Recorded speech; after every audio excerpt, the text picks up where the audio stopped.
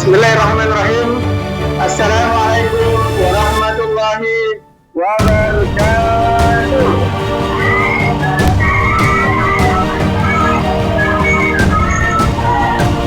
Bagaimana kabarnya hari ini anak-anak? Ada yang nggak masuk? Siapa?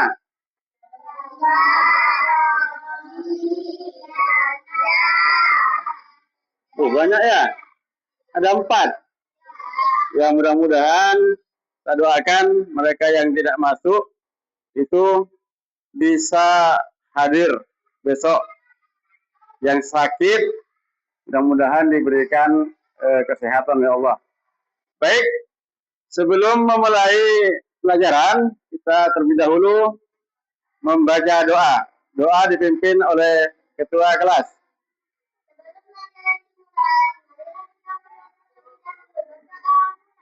Bismillahirrahmanirrahim. Billahi rabba wa bil islami dina wa bi Muhammadin nabiyyan wa rasulah. Rabbi zidni ilma warzuqni fahma. Amin ya rabbal alamin. Baik, perhatikan, coba cek di samping kanan mejanya atau di sororan mejanya, apakah ada sampah-sampah sebelum mulai pelajaran? Sudah bersih? Baik, anak-anak. Karena sikap disiplin itu sangat penting sekali. Baik disiplin dalam kebersihan di dalam kelas. Karena kalau kalian kelasnya bersih, tapi insya Allah belajarnya enak. Karena itu yang sudah dibentuk piket, coba untuk disiplin. Jangan sampai telat hadirnya sehingga tidak melaksanakan piket. Karena kalau kalian menjadi anak disiplin dari sekarang, insya Allah nanti akan jadi anak yang sukses. Baik, sebelum masuk ke pelajaran, kita awali dulu, kita membaca Al-Quran, biar kalian sama-sama mendapatkan pahala. Setelah itu dilanjut dengan pembacaan salawat busra. Untuk hari ini kita akan membaca surah At-Tin bersama-sama dan dilanjut dengan salawat. Monggo kita mulai. 1, 2, 3.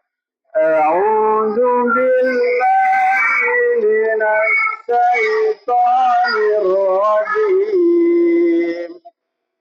Bismillahirrahmanirrahim. Wat-tini waz-zaitun wa turi sinin wa hadzal baladil amin. Laqad khalaqnal insana fi ahsani taqwim. Tsumma radadnahu asfala safilin.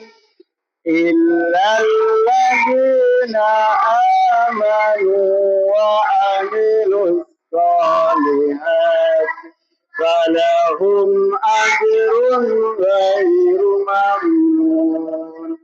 Fama yukadzibuka ba'du biddin. Alaysa Allahu biahkamil hakimin. Kita lanjut dengan salawat. Allahumma salli wa sallim ala sayyidina Muhammadin sahibil bukhara salatan tubassiruna biha wa ahlan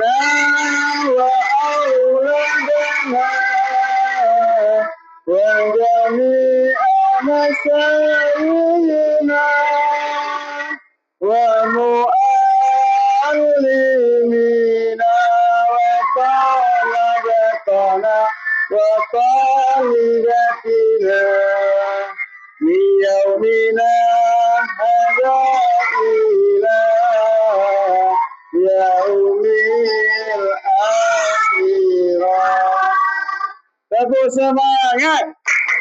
Semangat. Semangat. Baik, untuk membangun cinta kita kepada tanah air, kita menyanyikan lagu nasional. Untuk hari ini, kita akan menyanyikan lagu nasional Indonesia Pusaka. Monggo. 1, 2, 3. Indonesia tanah air beta, pusaka abadi nan jaya. Indonesia sejak dulu kala selalu dipuja-puja bangsa. Di sana tempat lahir beta,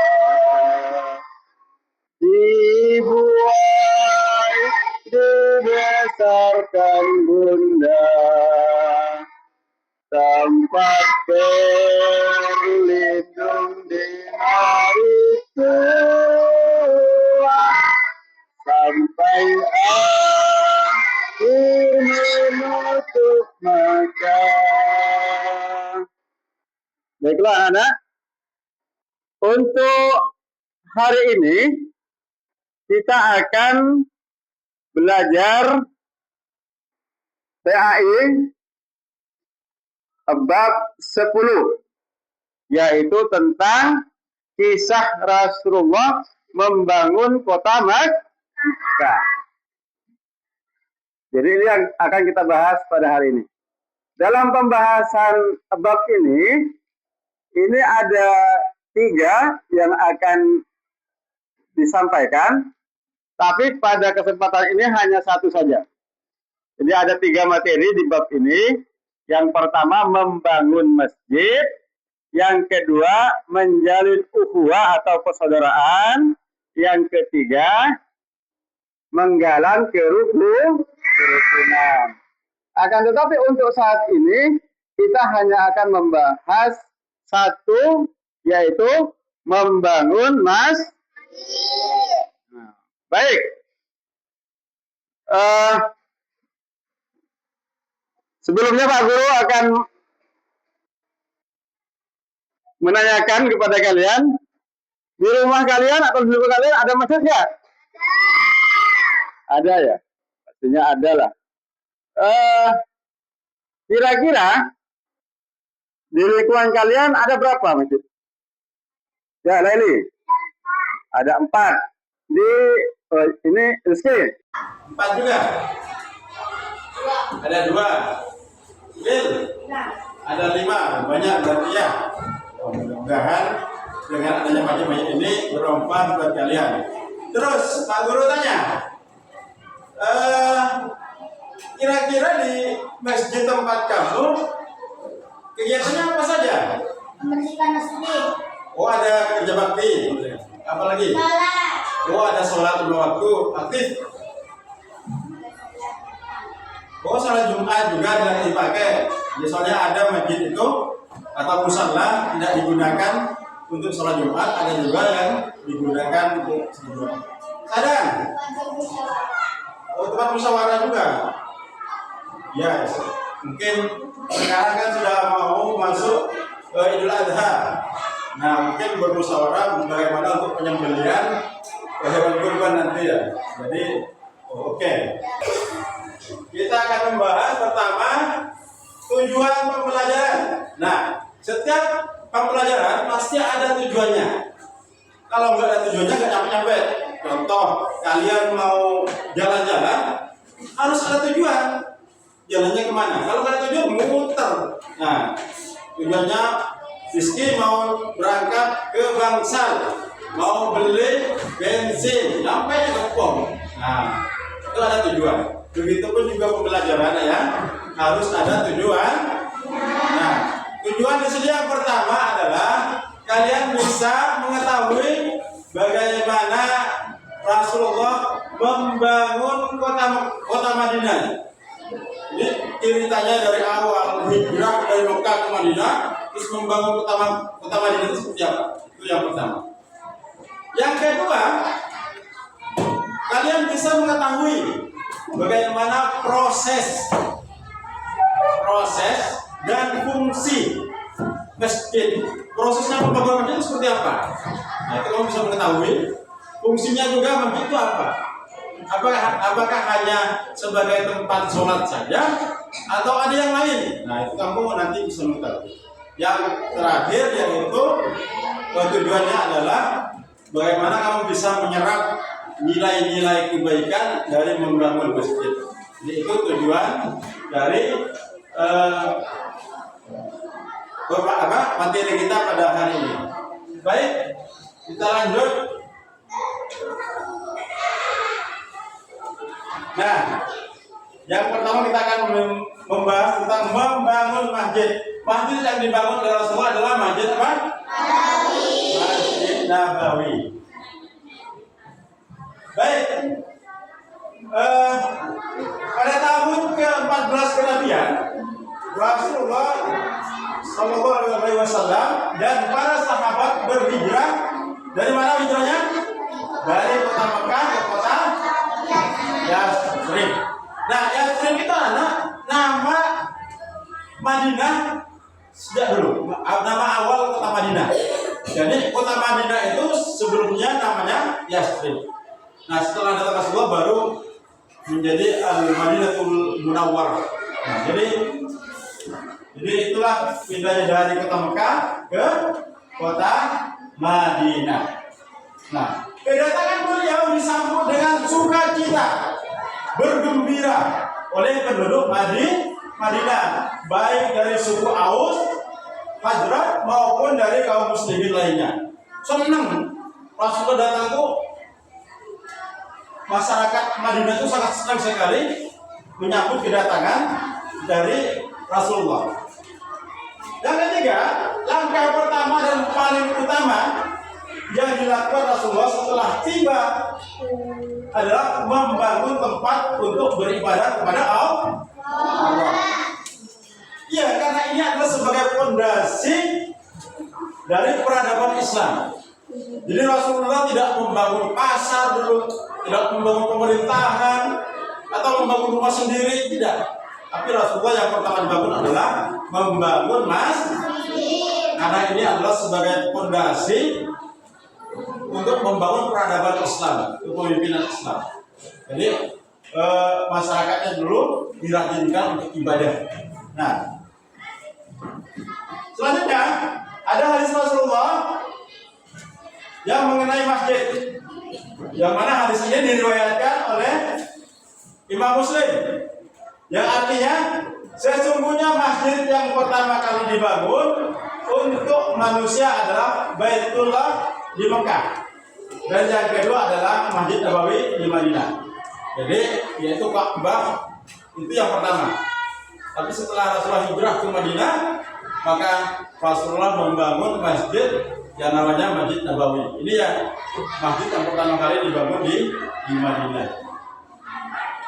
Berikutnya, di sini ada beberapa. Pertama tentang proses pembangunan masjid. Jadi masjid ini ada prosesnya, tidak langsung jadi berdiri. Nah, yang pertama penentuan lokasi. Jadi ini yang penting, penentuan lokasi dulu. Jadi lokasi masjid ditentukan di atas sebidang tanah milik dua anak yatim bernama Sahal dan Suhail. Nah, Rasulullah SAW membeli tanah tersebut dari mereka dengan harga yang pantas dan adil. Jadi Rasulullah tidak mengambil kesempatan mengambilnya, tetapi membelinya. Terus lokasi ini berada di pusat pemukiman, mudah dijangkau oleh semua penduduk Madinah. Jadi yang mana lokasi itu adalah ditentukan langsung oleh untanya Rasulullah yang berhenti di tempat itu. Ini mengenai penentuan lokasi. Nah, berikutnya dibangun. Nah, bentuk dan bahan bangunannya. Jadi apa saja bahan-bahan bangunannya? Apakah marmer atau granit atau yang lainnya? Nah, ternyata Masjid Nabawi pertama kali dibangun, yaitu dibangun dengan sangat sederhana, tidak megah mewah seperti sekarang, yang payungnya itu bisa buka, bisa tutup otomatis. Dinding dari tanah liat dan bata. Nah, tiang dari batang pohon kurma serta atap yang dilapisi pelepah kurma dan tanah. Terus tidak ada hiasan mewah atau ornamen berlebihan. Bangunan dibuat fungsional dan kokoh. Yang penting fungsinya tercapai dan kokoh, tidak roboh. Ini bahan-bahan bangunannya. Berikut kerjasama. Jadi ada kerjasama. Rasulullah SAW ikut bekerja secara langsung mengangkut batu, tanah, dan bahan bangunan bersama para sahabat. Beliau tidak memerintah saja, tetapi terjun langsung bekerja. Jadi meskipun dia adalah pemimpin, nah, tapi tidak menunjuk, tapi dia ikut juga langsung bersama-sama para sahabat membangun masjid, mengangkut batu bata dan sebagainya. Terus para sahabat pun bersemangat membantu baik kaum muhajirin, yaitu pendatang dari Mekah, maupun kaum Ansar, penduduk asli Madinah, bersatu padu mengerjakan pembangunan masjid ini. Jadi ini proses pembangunannya, dari penentuan lokasi, bentuk dan bahan bangunan, terus kerjasama. Berikutnya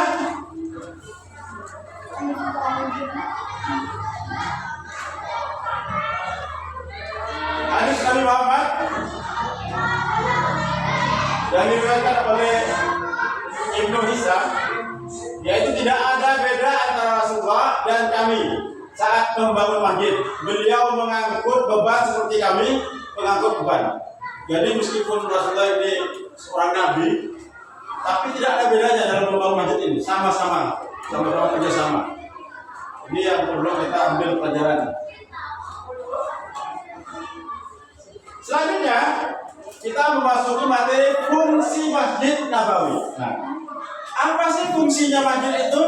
Nah, yang pertama yaitu tempat ibadah.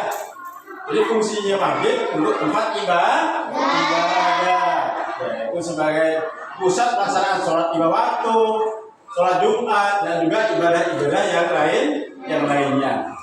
Yang kedua, pusat pendidikan. Masjid sebagai pusat pendidikan, yaitu tempat belajar Al-Quran, hukum Islam, dan pengetahuan agama, dan juga yang lainnya. Selanjutnya, masjid juga berfungsi sebagai pusat pemerintahan dan musyawarah, tempat berkumpulnya untuk memutuskan berbagai permasalahan. Dan juga masjid berfungsi sebagai tempat peralatan dan pertolongan saat terjadi peperangan. Sebagian masjid digunakan untuk merawat pasukan yang terluka. Jadi sebagai untuk sosial, untuk kesehatan, untuk berobat. Jadi ini adalah fungsi-fungsinya masjid. Ternyata tidak hanya sebagai tempat sholat, tapi banyak sekali fungsinya, yaitu tempat pendidikan, tempat pemerintahan, dan juga tempat sebagai sosial untuk mengobati yang terluka. Baik. Nah, selanjutnya ada nilai dan pelajaran yang bisa diambil. Nah, yang pertama adalah nilai kerjasama dan persatu.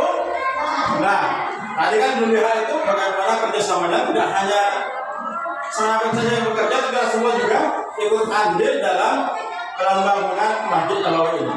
Jadi yang kita ambil pertama adalah nilai kerjasama. Yang kedua yaitu kesederhanaan.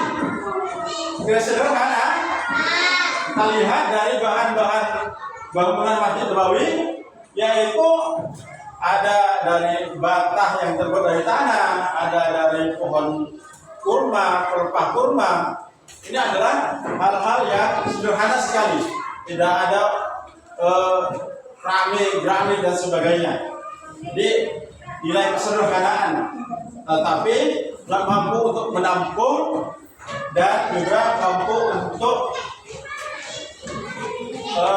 sebagai tempat ibadah, tidak mudah roboh, kokoh. Nah, nilai berikutnya yaitu keteladanan pemimpin.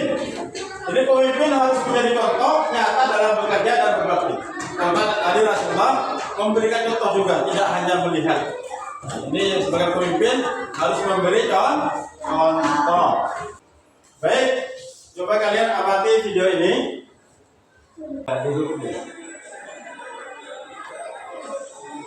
Bismillah, nuqimu baita Rasul.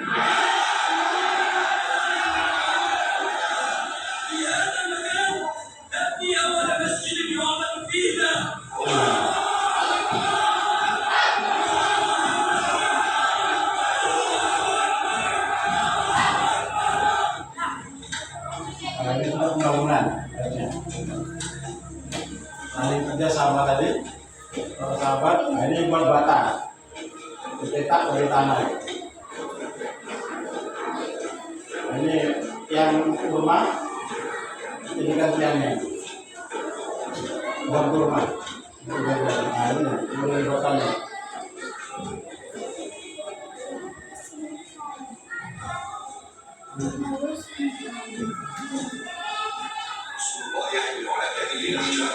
Nah, kalau mau berbahasa dilarang, sahabat, tapi tidak mau, ini juga harus bekerja. Ini istirahat. Rasulullah tetap membantu, memberikan contoh.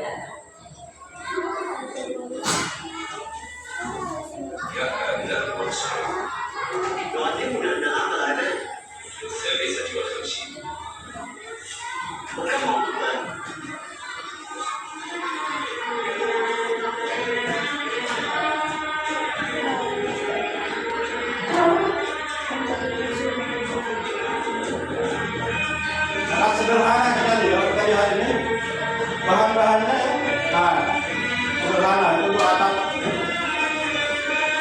nah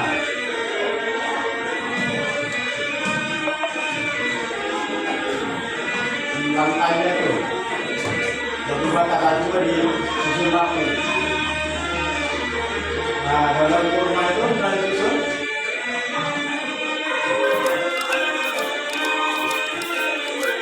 Kelompok ini kelompok 1, kelompok 2, kelompok 3 dan kelompok 4. Baik. Nah kalian mengerjakan tugas. Ini ada persiapan tugas. Kalian diskusikan. Jawab satu kelompok jawabannya satu saja. Nanti yang bagian nulis mendiskusikan dari hasil belajar tadi, baik dari PPT maupun pengamatan video tadi, apa yang kalian ambil. Nanti setelah selesai, perwakilan maju berempat berdiri untuk presentasi.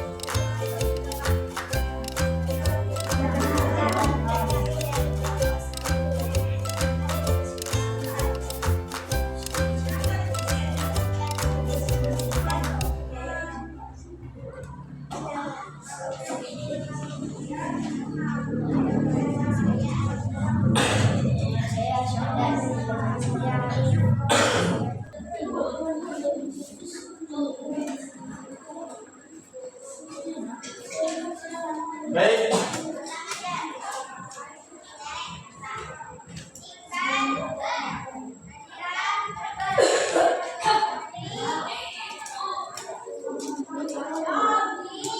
Di sini ada pesan untuk kita.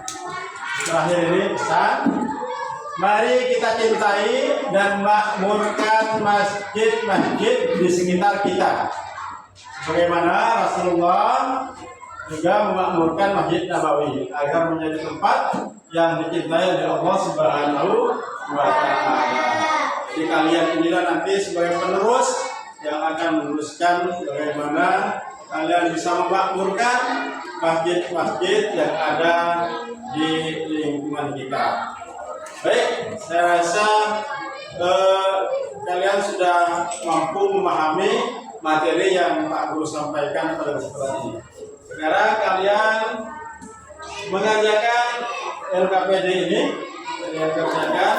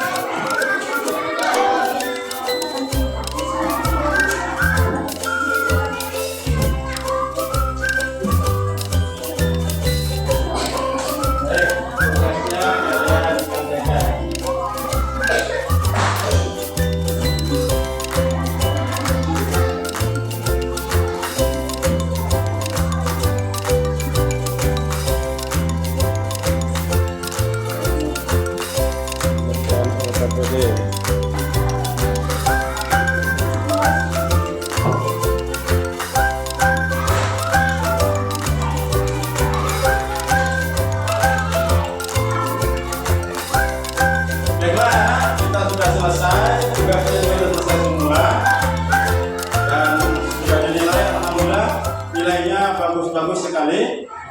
Nah, karena itu sebelum kita akhiri, kita pengen tahu semangatnya dulu. Masih semangat atau belum? Tepuk semangat.